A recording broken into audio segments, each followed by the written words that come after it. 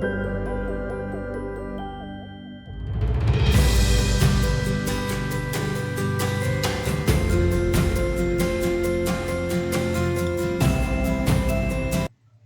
buenos días, tardes, noches con todos, todas y todes. Estamos en el episodio número 14, titulado como Dinámicas Patriarcales en el Duelo.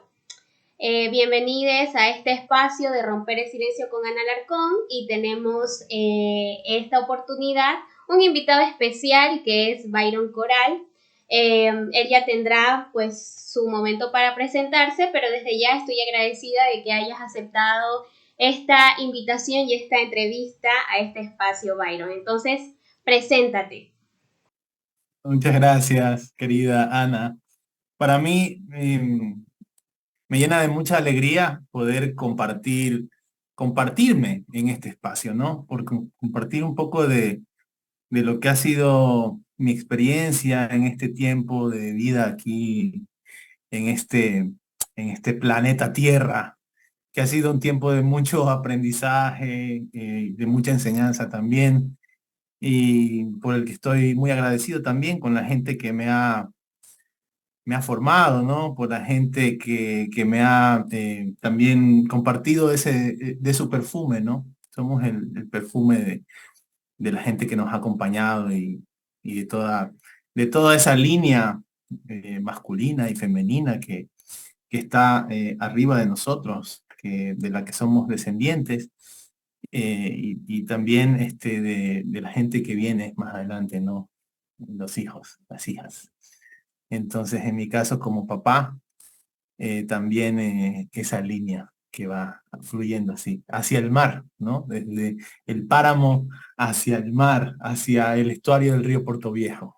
Qué poético el Byron, pues muchas gracias. Y también coméntanos si eres parte de alguna colectiva o si tienes algún tiempo en el activismo y si has tenido también la oportunidad de estar en un espacio o si tienes el espacio de construcción en cuanto al género. Coméntanos un poco. Bueno, realmente no directamente he sido parte de un colectivo en este proceso de formación de mi masculinidad. No obstante, creo que ha sido un proceso que ha sido también parte de mi vida, ¿no?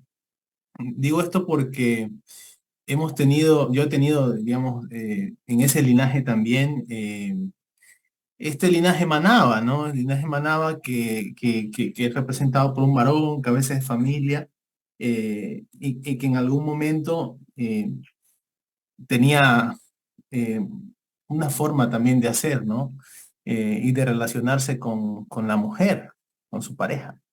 Entonces, muchas veces en nuestra sociedad manaba, tendemos a convertir, a relacionarnos más bien con las mujeres como un objeto, les cosificamos.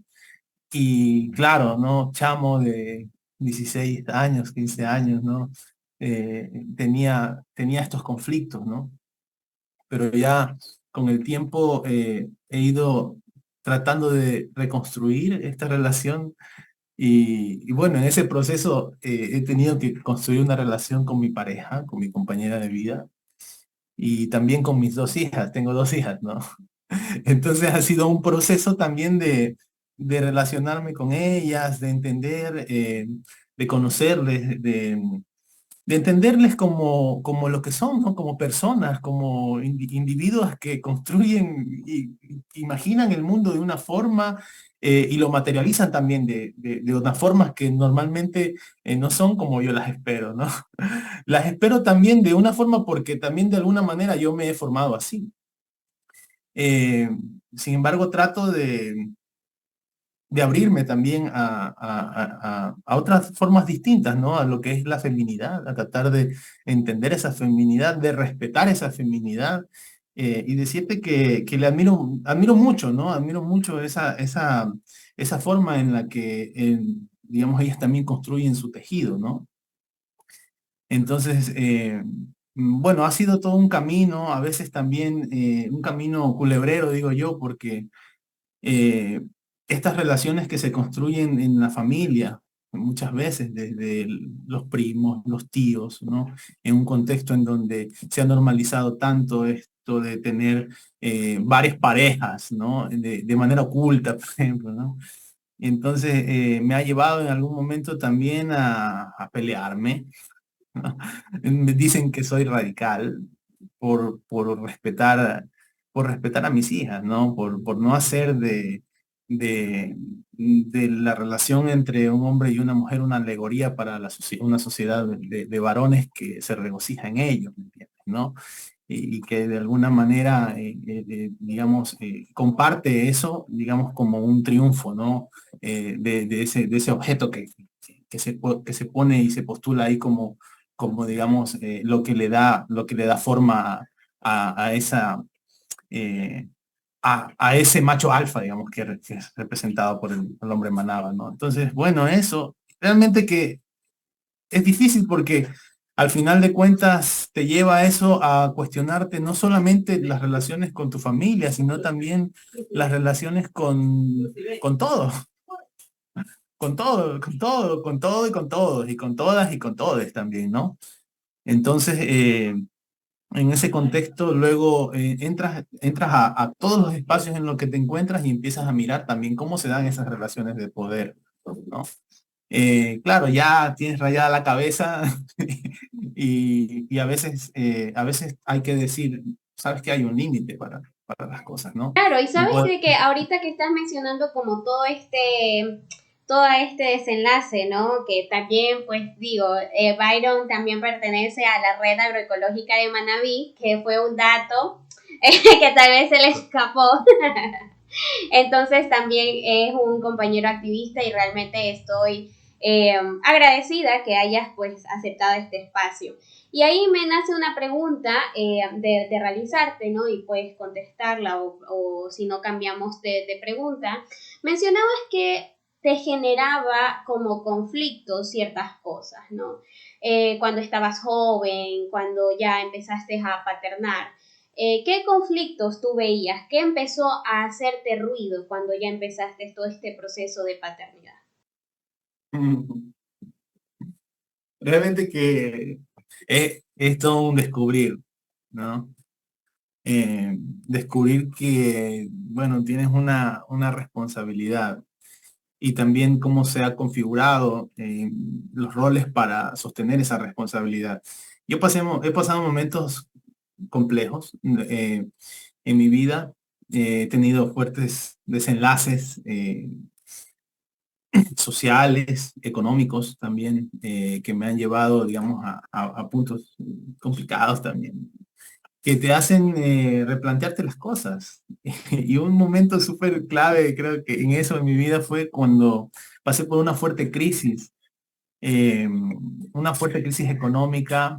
Fui estafado por una persona del extranjero que se presentaba como yo trabajo en una ONG y trabajamos con proyectos de desarrollo social en comunidades. Entonces tenía un proyecto que estaba ejecutando que estaba relacionado con el cacao y era mi sueño desde chamo, así. Yo había hecho mi tesis de pregrado para hacer algo así bien bonito relacionado con el cacao, el chocolate, la teobromina. Y claro, llegó este pana, tenía los dólares y dijo, bueno, vamos a hacer un proyecto de cooperación. Al final el tipo me estafó, yo quedé muy mal, económicamente muy golpeado. Y claro, en ese momento hubo como un quiebre, pero hubo un quiebre de muchas cosas, no solamente económicas, porque realmente llegué, digamos, a mirar a mi lado y un poco ver a la persona que en ese momento estaba acompañándome también en eso y era mi compañera, ¿no? Y ella asumió un rol muy importante en el sostenimiento del hogar. Entonces, en ese tiempo me afectó mucho psicológicamente. Yo me quedé en casa y dije, no, ¿sabes qué? Yo no quiero hacer nada, no quiero hacer nada. Y entonces ella iba a trabajar, ella es profesora, es docente, entonces ella trabajaba en este tema y yo me quedaba en casa. haciendo lo que normalmente en los roles de género hacen las mujeres, ¿no? Entonces yo hacía la comida, o sea, yo me encargaba 100% del cuidado de la casa, ¿no? Y eso de ahí, claro, me dio como el entendimiento también de cuál es el trabajo, digamos, de todo lo que tiene que hacer, porque claro, al final de cuentas ella tenía que trabajar y luego tenía que también hacer esto. Y en este momento en que yo asumí eso, entendí también la enorme carga de trabajo que hay en casa. Pero además de eso, también entendí que hay un enorme poder que tiene esa economía del cuidado. Y esa economía del cuidado tiene el poder un poco de decir, bueno, pues hoy día les voy a mimar así como yo quiero. Les voy a hacer esta comidita así, le voy a poner esto de aquí. Y eso es como muy rico. Eh, Creo que cuando lo ves así en perspectiva, te llena mucho, ¿no? Porque sabes que de alguna manera, no de alguna manera, de todas las formas, tú estás nutriendo a tu familia, ¿no? Entonces es un rol que he aprendido a respetar mucho, de verdad. He aprendido a respetar mucho y he entendido también todo lo que conlleva eso, ¿no? Y claro, luego eso, cuando tú eres o practicas de esa manera también la forma de configurar tu familia, ¿ya? Les muestras a tus hijas que no necesariamente ellas tienen que asumir ese rol y que el hombre también puede hacerlo y luego ellas se relacionan con otras niñas en la escuela y van y le cuentan eso y las otras niñas le cuentan eso a su familia y la familia dice, ¿cómo es posible? O pasa eso con los primos o los primos. Claro, ¿cómo es posible? No, ¿cómo va a ser? Entonces es súper denso, ¿sabes? Esto que pasa, yo creo que eh, es una sociedad muy enferma, ¿me entiendes? Hay un pacto y es vergonzoso, o sea, creo que realmente como es vergonzoso que no nos podamos dar como varones el tiempo de mirar eso, ¿ya? De mirar que no se trata nada más de que atender lo básico y el resto es puro accesorio, ¿me entiendes? ¿No? Y claro, es que por eso el agua es tan importante, ¿ya? Porque el agua es lo que necesitas para vivir. Si tú no tomas agua, te mueres. Así de fácil, o sea, no hay otra. Ahora en el COVID, si tú no respiras un aire sano, te mueres. Si tú no te comes comida sana, te mueres también. O sea, y claro, estamos también, digo, aquí es donde ya hay una relación intrínseca entre esto y un modelo capitalista, en donde hay pues todo un interés corporativo en generar una forma de alimentar a una sociedad y de gestionar los recursos de una sociedad, de tal manera que nos orilla, ¿no? a pensar de esta manera y a olvidarnos de lo que es básico. De la comida, sino que la alimentación también tiene que ver con las formas de relacionarnos y de cómo también debemos de alimentar nuestras relaciones, ¿no? Bajo esa jerarquía, bajo el poder, bajo la delegación de roles, ¿no? Y entonces, Byron, a medida que tú ibas mencionando también esto del dolor, ¿no? Que te generó toda esta situación que estabas pasando. Pero antes de hacerte esta pregunta también quería decir de que justamente también la crianza es una responsabilidad enorme, ¿no? Como decías, de cómo los cuidados y cómo hacer algo distinto y cómo a través de tus cuidados también preparar cosas diferentes, ¿no? Pero que fomentan una dinámica o una alimentación emocional distinta desde la conciencia, desde hoy voy a hacerlo con este propósito, ¿no?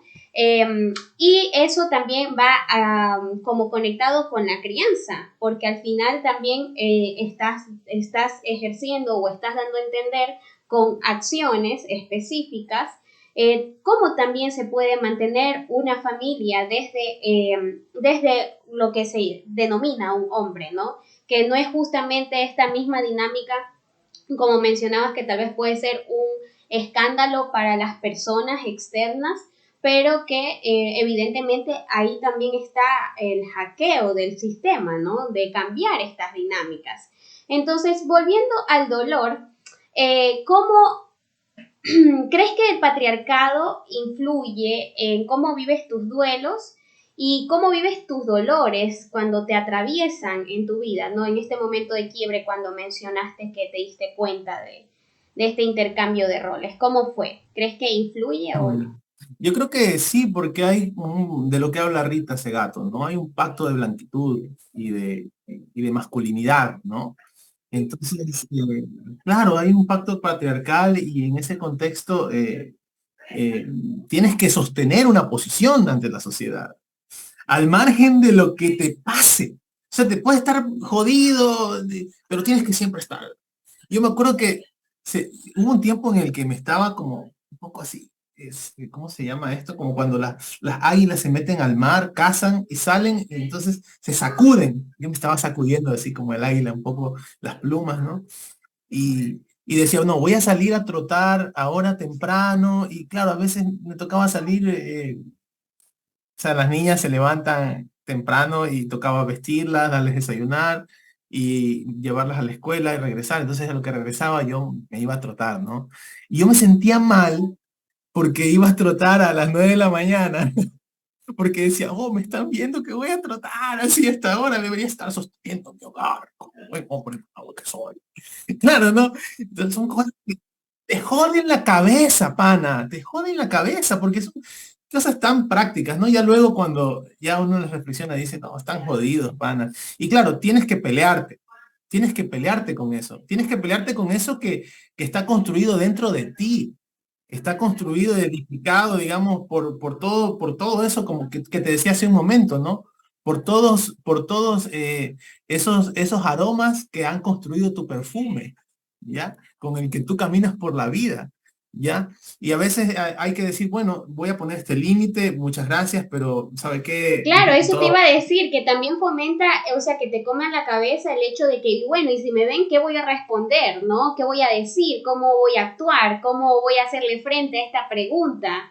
Porque ha de ser súper incómodo también, ¿no? El ponerte a pensar y no hacer la actividad de algo tan básico como trotar por todo el enmarañado que desencadena, ¿no? sí, es duro, ¿no? Y no solamente en los hombres, o sea, digamos, en los hombres como que te rodean, sino también en las mujeres que te rodean también, porque como dicen, oye, ¿y por qué no es tu mujer la que está trapeando casi?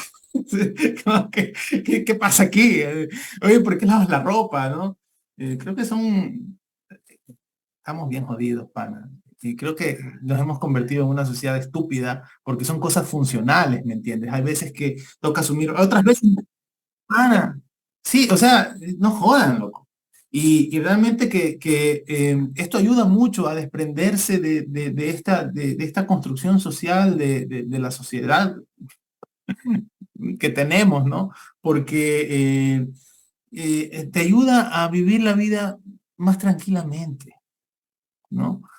Sintiendo que te puedes apoyar con la gente que te rodea. Un poco, haciéndola un poquito más sencilla, más llevadera también, ¿no? En los momentos difíciles, sabiendo que te pones vulnerable, ya. Entonces, claro, yo tengo que agradecer mucho porque en este tiempo me di un tiempo muy, muy propio, muy mío, en la montaña, estuve haciendo un ayuno y también me ayudó mucho a procesar esto que tenía, ¿no? Al final de cuentas, cuando pasó esto, era un 10 de agosto y tuve una reunión con este estafador y estaba en una comunidad, porque entonces era un contexto así de trabajo.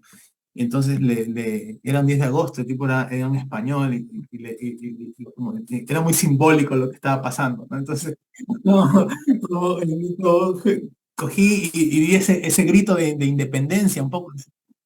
Claro, ¿no? Entonces le dije, no, aquí el estafador eres tú y ni sé qué, y por aquí, por allá, lo denuncié públicamente, pero claro, creo que también todo eso que pasó de alguna manera es parte de eso también, de esa construcción, de ser como muy reactivo también, ¿no? En la forma en algún momento explotar también, explotar porque a veces vamos reteniendo y reteniendo hasta que llega el punto de, ¡pum! Y a veces no, no, no, no. yo estoy muy agradecido también con eso, porque he aprendido, he aprendido que me falta, ¿no? He aprendido en lo que tengo que mejorar, eh, cómo llevar otros procesos, cómo construir en colectivo también, trabajar en equipo. Bueno, todo esto forma parte también de lo que te lleva a ser la persona que eres hoy, ¿no? En mi caso, ¿no? Creo que un poco el podernos relacionar de esta forma, de crear este vínculo que nos permita hablar así horizontalmente, Ana, de construir este proceso con la red, de a veces no estar de acuerdo, pero de entender que, bueno, pana, tenemos un punto en común y desde ese punto vamos tratando de construir, vamos tratando de hacer de soñar juntos. Es complicado soñar juntos. Yo lo he tratado ya en otros contextos, claro, hasta que te das cuenta que, claro, hay formas que ya, cuando ya deja de ser coherente con tu forma de pensar, entonces esos espacios ya dejan de ser tuyos también. Y bueno, este proceso de la red agroecológica de Manabí es muy joven, un proceso que tiene un año y un poco más, que estamos construyendo al calor de la discusión, al calor del debate, al calor también de latir de nuestros corazones, ¿no? De tu buena voluntad, de la buena voluntad de la gente que se reúne. eh, y hasta este momento creo que, bueno, estamos ya construyendo como un horizonte, ¿no? No, con que lleguemos a eso está bueno porque es una utopía que vamos a Es, perseguirla. es ahí peleándole a llegar a acuerdos, es Sí. debatir, es te escucho, me escuchas, hay espacio para mí, hay espacio para ti. Y sabes que cuando hablas de esto también me recuerda a que justamente había tenido yo una conversación con Mariana, ¿no? Y decíamos, como ella me explicaba, de que muchas veces, o sea, dentro del feminismo, de este movimiento, sí que es cierto que podemos compartir cosas que nos oprimen por ser mujeres cisgénero, ¿no?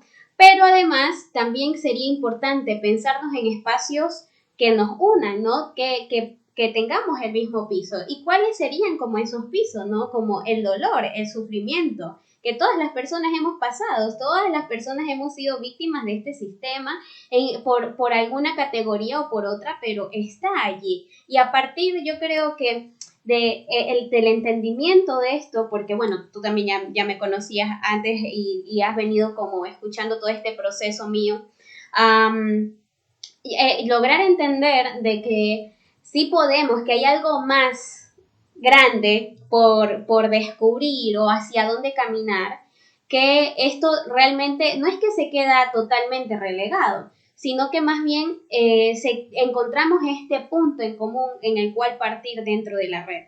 Y yo creo que eso es lo que también me llama mucho la atención de este espacio, porque no me he sentido como que, ay, porque eres feminista te vamos a sacar, te vamos a sacar, ¿no? Entonces, siento que ha habido como esto de la coherencia también, como mencionas, porque para mí no es que porque no soy, yo qué sé, no soy feminista ambientalista o ecofeminista, no voy a apoyar las cosas de la agroecología, por ejemplo, porque es todo un engranaje, como decías antes, ¿no?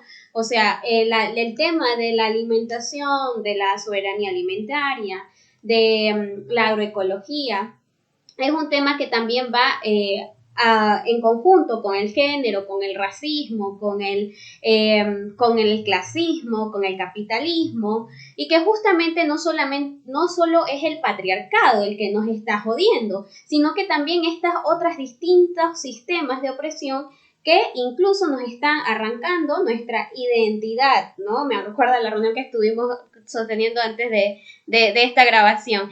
Entonces, una cosa se relaciona con la otra y a partir de esto también me gustaría preguntarte, y porque justamente pues nos has mencionado muchas cosas de ti que creo que algunos compañeros también se pueden sentir identificados, que es sobre el movimiento feminista, ¿no? Y además que también los cuidados, eso iba a mencionar también, que los cuidados, aquí vemos que no solamente están sostenidos bajo la mujer en este caso, ¿no? Bajo lo que se denomina el ser mujer, pero esto también hay que tener muy en cuenta porque en territorios del Abya Yala los cuidados son colectivos. O sea, las familias viven en grande. O sea, yo crecí con mis tías, con mis tíos, con una tía política, con mis primas, y los cuidados se sostenían de forma colectiva. O sea, no solamente recaía en una sola persona. Entonces, sí que había esta delegación de roles, pero no se sostenía el cuidado bajo una sola persona. Entonces yo creo que eso también es importante como ponerlo sobre la mesa, porque muchas veces el feminismo blanco, hegemónico, que no vive y no experimenta estas realidades del Abya Yala, no entiende que para nosotras y para nosotros es un poco distinto el tema de los cuidados. Y no solamente recae en esto del género femenino. Entonces, a partir de esto, Byron, ¿tú qué piensas o cómo percibes el movimiento feminista? Si lo quieres responder. Bueno, yo creo que hay que pensar en clave propia, ¿no? Eh, con esto quiero decir, eh, hay que recordar lo que es el Randy Randy, la reciprocidad andina, el Randy Randy, ¿no? La reciprocidad andina.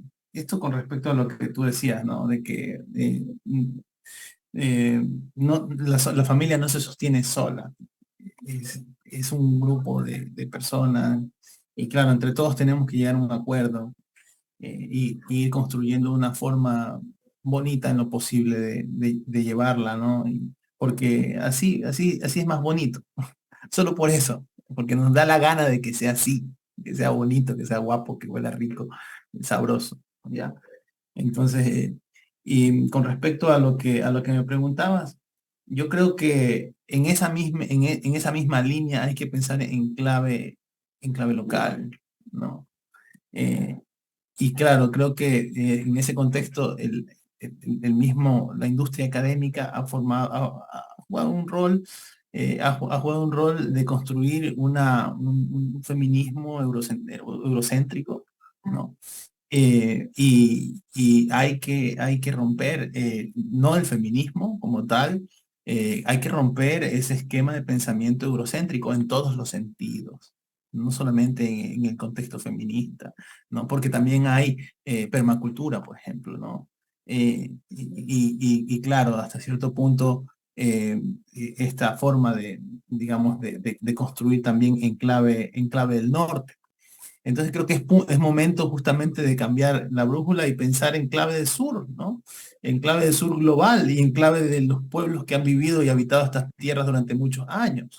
Y como decía hace unos pocos días Ramiro Ávila hablando del Yasuní, imaginar otras formas de, de relacionarse, ¿no? O sea, perdona, voy a romper quizás un poco lo que estamos hablando ahora, pero ¿por qué el día en el que tú cuestionaste, y esto de aquí lo conversábamos con un amigo, Otto Pérez, me decía que una persona que estuvo el día del evento del Yasuní estaba muy enojada porque tú habías hecho este reclamo de por qué se habían mofado cuando cuando tú saludaste?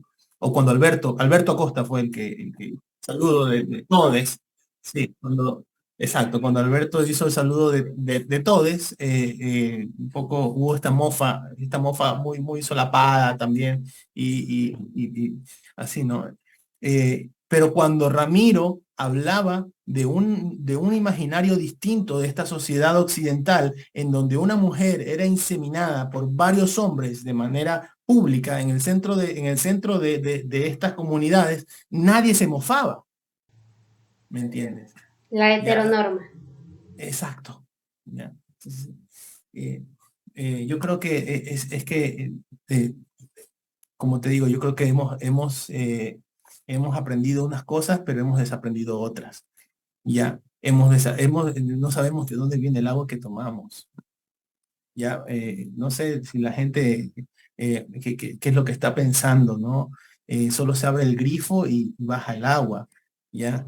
En el campo saben decir, oye, a mí me dice, yo soy ingeniero comercial, ¿no? De formación de pregrado. Luego estudié una maestría en gestión integrada de recursos hídricos.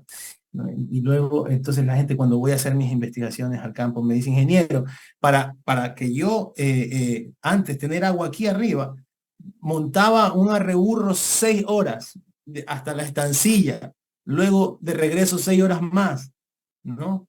Entonces, en barriles de madera, ya, porque antes no habían estas cosas, estas pomas de plástico, ya. Entonces, me iba con 6 burros y claro, ¿no? Ahora abres la llave, fácil, no sencillo. Vas al mercado y en el mercado, ya ni el mercado, ¿no? El Supermaxi, el aquí, el Tutti, famoso Tutti. Ya en Europa, en los asiáticos les llegan en robots, ¿no? Llaman y ¡pac! Llega el robot con la comida, bajan y compran, ¿no? Y nos hemos olvidado cómo se da la vida, ¿ya? Cómo se da la vida, cómo baja el agua desde el páramo, cómo va bajando y cuáles son las vertientes que alimentan las cuencas con las que nosotros tomamos el agua y cuáles eran las formas en las que los pueblos que vivían antes en esta tierra agradecían porque llueva, ¿ya? Y consideraban que el agua era un dadora de vida, ¿no? Para nosotros un accesorio. Algo más. Dasani. Si no es Dasani, no quiero. Pure Water, Tesalia. Huevada, Me encanta. Y sabes esto ha sido muy profundo lo que nos has compartido, ¿sabes? Porque lo puedo también relacionar en el aspecto de los afectos, ¿no? Como también esta vida, esta era tecnológica en donde es mucho más fácil acceder a todo, también creo que nos ha impactado en nuestra mente, en nuestras emociones, el hecho de que pensemos que asimismo, como no tenemos esa conciencia de dónde viene y el proceso de crecimiento, la paciencia que hay que tener al momento de dar vida, de crecer, de acompañar, también creo que se ha mutado a las relaciones, porque ahora queremos todo rápido, ¿no? Todo creemos que el cuento de Disney se cumple, que tú te enamoras, chico conoce a chica, que se da, que son correspondidos, se casan, no sé, al mes, no sé qué, y vivieron felices para siempre. Cuando en realidad también es todo un proceso de cultivo dentro de las relaciones, ¿no? Donde, así mismo como decíamos, es como algo comunitario en donde se puede construir algo en donde tú escuchas, tú te sientes escuchado y asimismo escuchar a las personas que están a tu alrededor. Y yo creo que este consumismo así, ágil, rápido, también nos ha afectado en las relaciones interpersonales. y además, Ana, también hay que reconocer que vivimos en una sociedad que gira en torno a un fetiche tecnológico, ¿no? Es que todo lo va a resolver la tecnología, ¿no? No, es que no, chuta, estás enfermo, no, tranquilo, de aquí a 10 años la tecnología lo va a resolver. Hay un determinismo tecnológico, ¿no? Digamos, nos hemos sesgado hacia eso, ¿ya? Pero no estamos pensando cómo la tecnología configura nuestra forma de hacer sociedad, ¿ya? Eh, ¿cómo, cómo, cómo el grifo, al estar en tu casa y al abrirse, eh, no estoy en contra del agua potable, por si acaso me vayan a leer mal, me vayan a querer hacer la maldad, no estoy en contra de eso. ¿Ya? Lo que quiero decir es que nos condiciona una forma de pensar y entender las cosas y de relacionarnos con las cosas, ¿ya? De manera rápida, ¿no? Estuve haciendo una investigación en el Aromo y ellos decían que hace años habían unos acuíferos, una galería filtrante de agua en el Aromo y la gente tenía esa agua que era muy pura y que en algún momento fue el agua que salvó a Manta de la más grande sequía que hubo en los años 30, ¿no? Y sucede que esta gente todavía mantenía ese acuífero, digamos, bien, ¿ya? Intacto, seguían tomando de esa agua todo el año, ¿ya? Pero un día llegaron esta gente que estuvo construyendo la refinería, ¿no? Esta refinería fantasma que no existe en Manabí, ¿ya? Y estuvieron haciendo investigaciones en ese acuífero y lo dañaron, porque hicieron mal las pruebas que tenían que hacer. Entonces, claro, luego de eso, de que la cagaron, perdona que pero sucede que luego de eso le dijeron a la comunidad que no se preocupe, que les van a dar agua potable. Entonces hicieron el acueducto este de 94 kilómetros que conecta La Esperanza con el Aromo, potabilizan agua en Manta y les mandan agua potable desde Manta hasta el Aromo. ¿Qué es lo que provocaron? ¿Ya? Hicieron dependiente a esa comunidad de esa agua. Cambiaron sus formas de organización.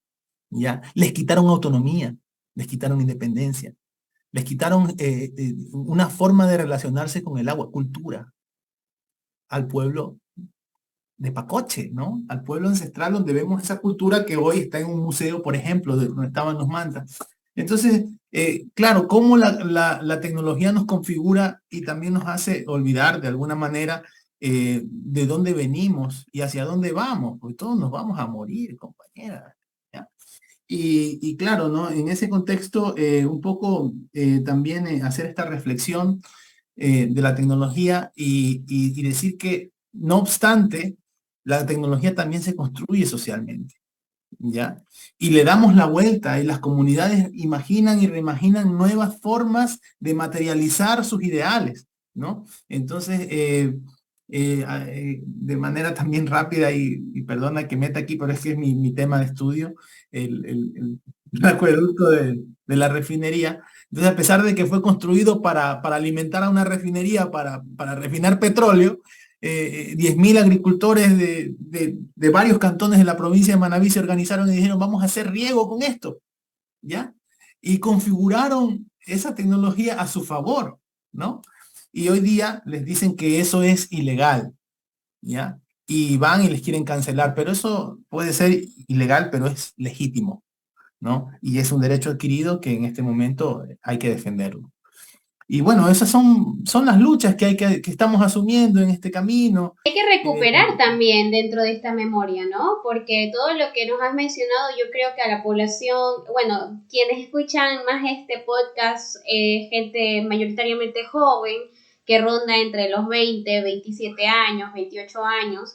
Entonces yo creo que recuperar esta memoria y recuperar lo que has mencionado también forma parte de tener esta memoria, ¿no? De que esté plasmado en un podcast, que está como también como de alguna forma adaptado a las plataformas donde más accedemos los jóvenes y que me parece una información importante de la cual tenemos que rescatar. O sea, es sí o sí, es parte de nuestra identidad. Y es algo que yo también les compartía cuando fue el conversatorio en la UTM, ¿no?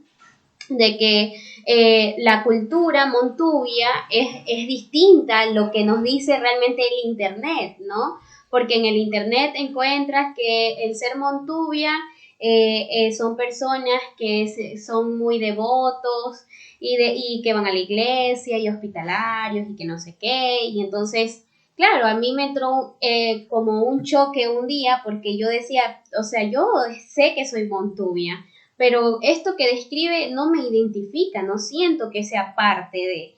Entonces, claro, investigando más y más, ahí encuentro justamente de los rituales que hacían para llamar al fenómeno del niño, ¿no? El fenómeno del niño antes no era temido, sino que era llamado, justamente con la concha espondylus hecha a trocitos, la hacían trocitos y justamente la tiraban a la mar, le decían la mar, para que viniese el fenómeno del niño y así, como es agua, hubiese mayor fertilidad, más verde, más en la tierra, ¿no? Entonces, ese tipo de conocimientos y ese tipo de rituales sí que no están dentro, incluso tú vas al... Aquí ya me pongo igual en crítica, como siempre. Cuando fui al museo de a la biblioteca, perdón, de Puerto Viejo, no hay esta información de la cultura montubia antes de la conquista.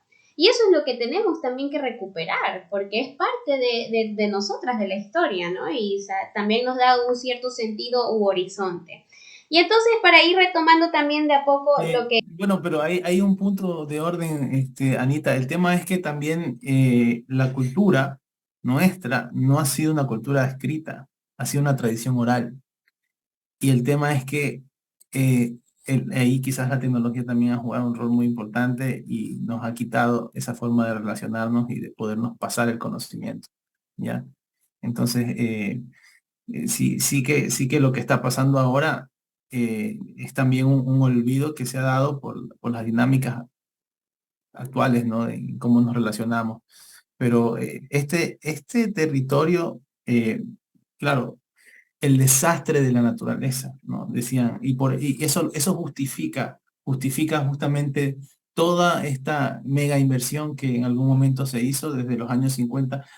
Manabí es la primera provincia del Ecuador en la que se construye un embalse multipropósito, ¿ya? Se construye, se inaugura en el año 73, ¿ya? Y se construye porque estamos atravesando por una sequía tan densa, tan fuerte, lo cuenta Horacio Drobo en su libro Un hombre y un río, que la gente se levantó y hizo, bueno, un gran paro, también lo cuenta Dumar Iglesias en su libro Don Lutero, ya en el año 64, ¿no? Y a partir de ese gran paro provincial, donde hubieron muchas cosas que sucedieron acá, incluso se habla de que tuvieron que llegar a secuestrar al vicepresidente para arrancarle el compromiso, lograron conseguir esta promesa de lo que hoy es Poza Honda, que es el embalse que alimenta toda la cuenca del río Puerto Viejo, 7 cantones, ¿ya? Y que se llama Puerto Viejo, y Antonio Pico lo cuestiona mucho porque dice, ¿por qué se llama Puerto Viejo si es la ciudad que más lo ensucia? Esto se llama el Río Grande, ¿ya?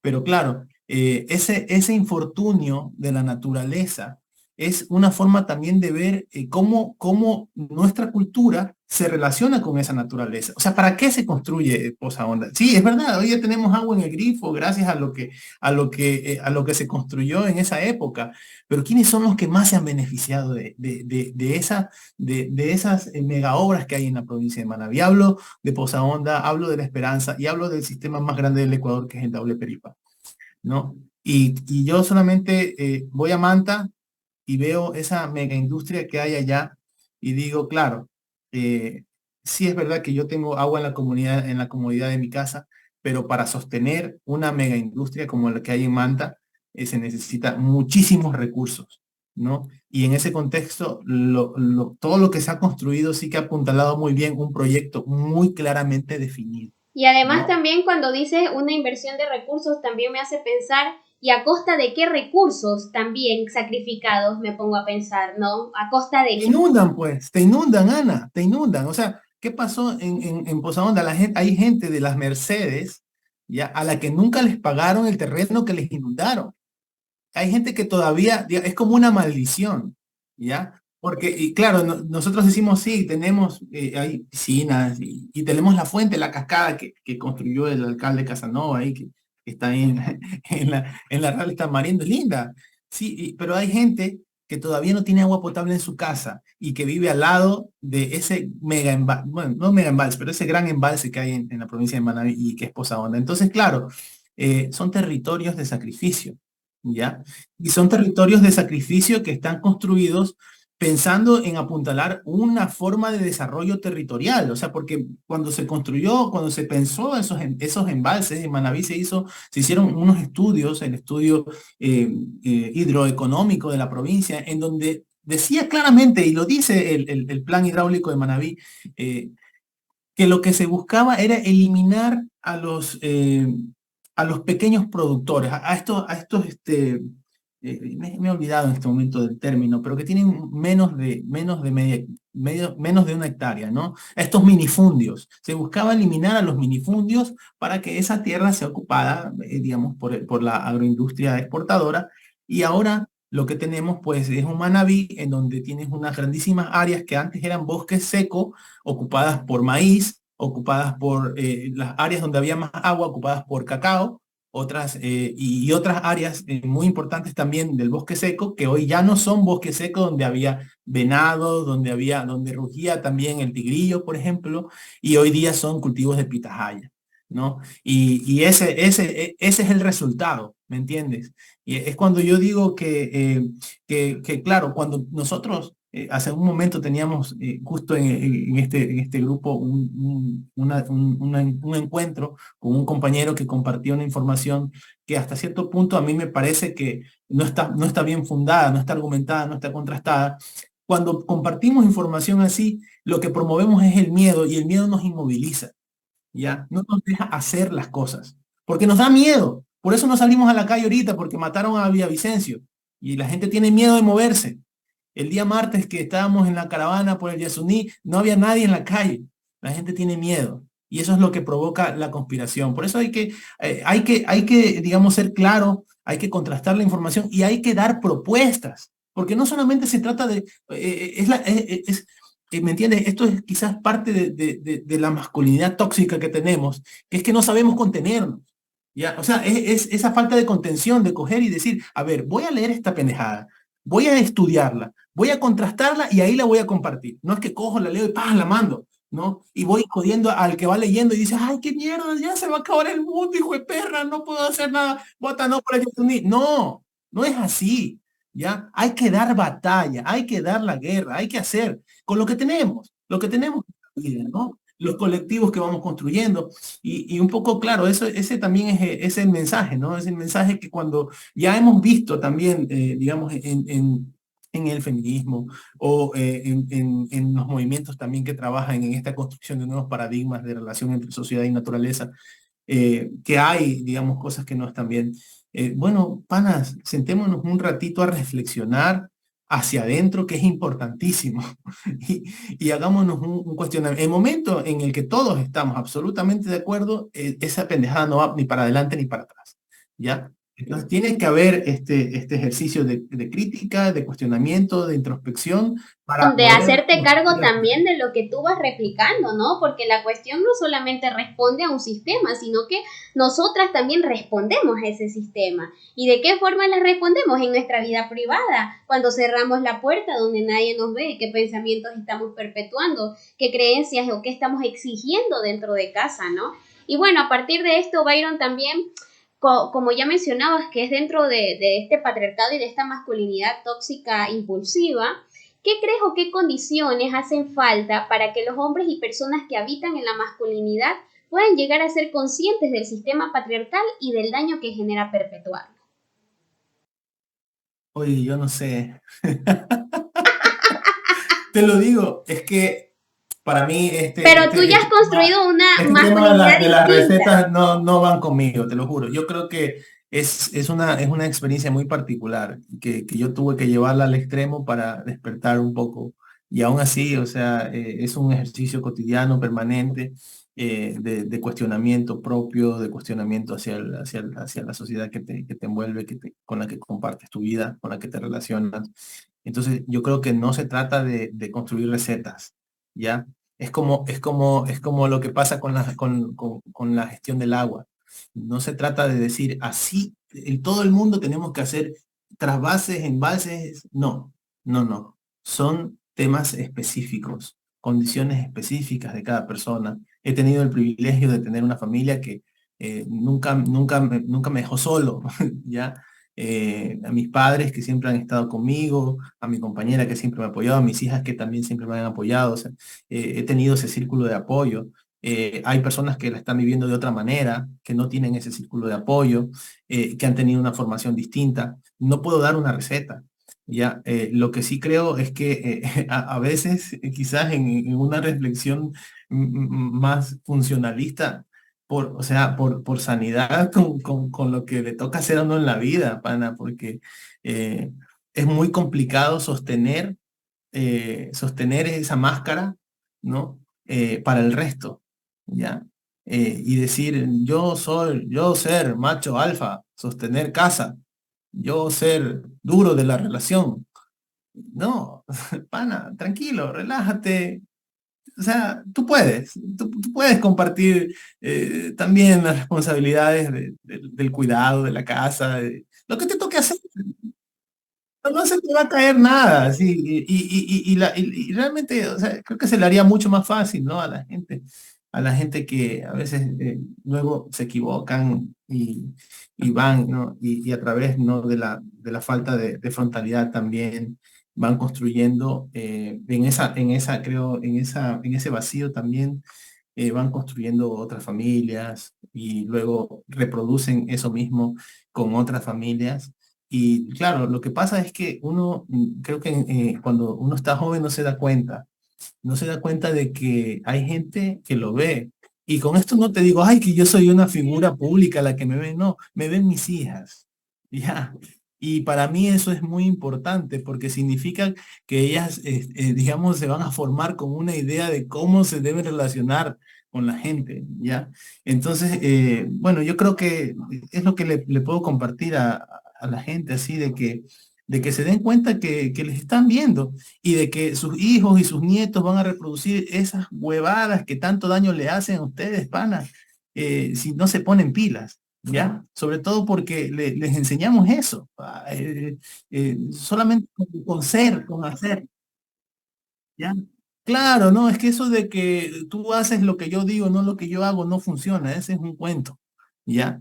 Hay que ser coherente y es difícil tener coherencia Es duro, es un camino complicado, pero al final de cuentas cuando ya se vuelve una práctica, eh, no, con esto no te digo que yo no a veces meta la pata, porque soy bueno también haciéndolo, pero lo que te digo es que uno puede caminar un poco más liviano, más tranquilo y sobre todo disfrutar un poquito más la vida. Y otra cosa también con respecto a lo que tú me decías sobre lo que uno piensa, es tan complicado, Ana, porque al final de cuentas tampoco se trata de cargarle con una responsabilidad a uno de pensar de una forma y tratar de ser coherente al 100%, porque digamos, no se trata de eso. Es imposible, pana. Y claro, y tienes que disfrutar la vida y a veces te toca llorar y hay que llorar. Cuando hay que llorar, se llora. Y cuando hay que se caga de risa. Y cuando hay que bailar, se baila y chura. Y cuando hay que cantar, se canta. Entonces, eso es, ¿me entienden?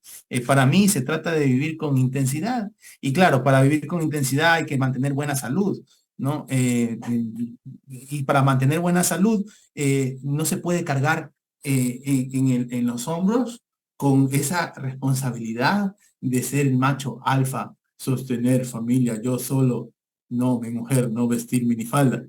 No se puede, no lo hagan, es cagada, ¿entiendes?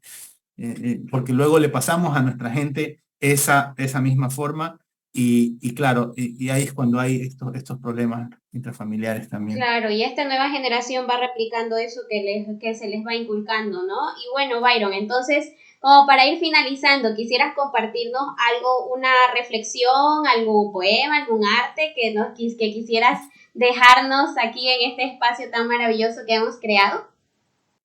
Bueno, yo primero, antes de, chistoso porque justo hace poco me dijiste que había este chance de compartir, pero antes de compartir esto quiero agradecerte mucho por abrir el espacio.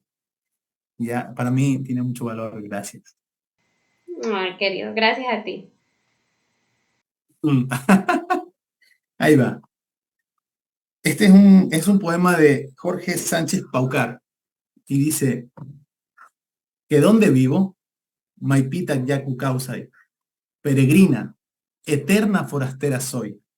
Estoy en todas partes, pero ¿dónde viviré? Si en alguna parte vivo, será en lo más escondido del matorral, en el inalcanzable pajonal, Cari Guaira Marca. Allí nazco, agüita, y vivo de guagüita. Borboteando en los pocillos, me deslizo quedita hasta el silencio de las cochas. Allí duermo en verano y despierto en invierno. Me desperezo y estiro en los riachuelos. Me pongo montura y cabalgo en los ríos. Me engroso en las pampas. Cansada llego al mar. Reposo en la marca de las olas. Me aligero y subo alucinada por el Inti Rey. Empalidezco de desengaño entre las nubes. Fría me precipito contra el planeta y bailando el tic-tac de la tamía sobre los techos, busco calor abrazando una vez más las entrañas de la Pachamama. Agüita libertaria soy. Cuando me atrapan me quejo y me encrespo. Presiono contra todo por escapar. Si me persigue la toya del carcelero, prefiero el abismo de las pachas, estrellarme entre las rumis y romperme en mil chuzos pedacitos. Prisionera mejor me pudro y me muero, solo con el modo me dejo llevar. En la olla me has de hervir, solo porque para algo vital te he de servir. Dicen que soy la vida, porque ¿qué sería de un mundo sin mí? Todo solo ash, pañuta y vacía. Pero yo prefiero ser tucuy libre. El destino del hombre es ser la libertad, porque el destino del agua es la libertad. El humano es libre porque está hecho de agua. Y todavía me preguntas, ¿dónde vivo? Yo vivo donde vive la libertad. ¡Uh! ¡Qué bacanísimo poema! Me ha encantado un montón. Eso también yo venía pensando, ¿no? De que mayoritariamente nuestro cuerpo es agua y el agua vibra, el agua se transforma, el agua se adapta, el agua, no sé, tiene tantas formas, tiene tantas formas que al final a veces nos olvidamos también que somos agua y que podemos transformarnos. Lo mínimo, o sea, cuando te estás pegando un bañito, decirle gracias, ¿no? Llevarte todo esto que te estás llevando, ¿no? Al final de cuentas es eso. Somos el agua de, dice una amiga, eh, una paja más y no somos. Ya, y así es, así es. Entonces, gracias a todo lo que ha tenido que pasar para que lleguemos a este momento y, y pedir que la gente que escuche esto, pues, se lleve un mensaje de libertad. Y por supuesto, y estoy segura de que así será. Por otro lado, yo les voy a compartir un último poema de mi autoría. Saben que mis poemas no tienen títulos y dice así. Si lo que me dijeron las cartas es real, entonces sí elijo ser sacerdotisa. Entonces sí quiero politizar y trascender algo no visto, no sentido, no descubierto. Entonces sí quiero volver al ojo público. Entonces sí quiero revolución. Pero también tengo miedo. Que en una de mis ponencias mire al frente o a los lados y no estés, siendo tú el que probablemente me haya alentado nuevamente a mi camino. Tú me ves y por alguna razón siento libertad y calma. No siento presión por aparentar quién soy. No siento que tengo que dar explicaciones de nada. Si las cartas dicen la verdad, entonces también tomo el riesgo, y no desde la inconsciencia ni desde la pasión, sino desde nuestra capacidad de crear proyectos, energías y planes. A veces tengo miedo de escribir, porque la última vez que lo hice terminé todo mal. Pero luego me recordaste que no soy la misma mujer y quiero saber todas mis fases, vulnerabilidades, abismos con tu compañía. Y me recuerdo con tus ojos, con esa seguridad que me transmiten. ¿Qué te inspiro cuando me ves? Ana. Entonces, Byron, coméntanos a través de qué plataformas podemos encontrarte y encontrar a la red. Ana, caramba, qué inspiración, compañera. Qué gran promesa, buen promesa de la poesía tenemos, hermana. Bueno, yo estoy como Byron Coral en el Instagram. Sí, por ahí me gusta la música y por ahí he hecho alguna cancioncita, sí. Y en el Facebook estamos como Corporación Fundes y también estamos dentro de la red agroecológica de Manabí y también estamos en el Foro Nacional de los Recursos Hídricos.